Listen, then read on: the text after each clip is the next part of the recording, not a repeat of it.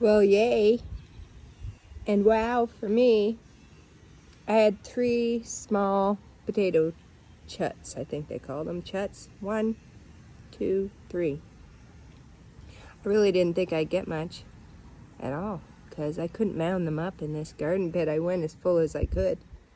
And you can see with this garden bed, I can't put any more soil in it. So I planted them because they were sprouting, and I thought, what the heck, I'll learn what the old settlers did about potatoes. And I started pulling out the first ones. Were little like this. I'm like, I'm not gonna get anything. I'm not gonna get anything. Then I started pulling them out like this. I'm like, what? Imagine.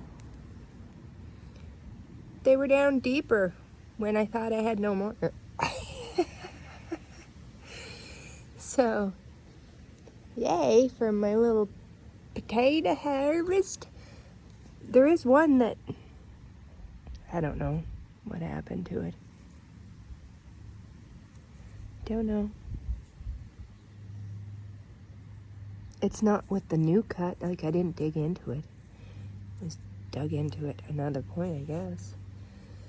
Anyway, so that's from 3 little chuts, if I'm saying that right. Chuts are just eyes of the potato. How could I scratch that? But just little eyes of the potato. Just you cut the potato and you let that piece dry for a few days on the counter, and you just put it in the ground or in the pot. I grew them in pots before. They weren't that bad, but they weren't this big. I don't know. Maybe next year I'll try and do the whole bed. It really liked the loose soil too in here. But anyway, hope your potato harvest is going well. Take care. There. Other than that messy one on top, I'm going to take this home to have a scoff with my dad on the trip. Here you go, Dad. Bringing some potatoes for a good scoff. Love yous.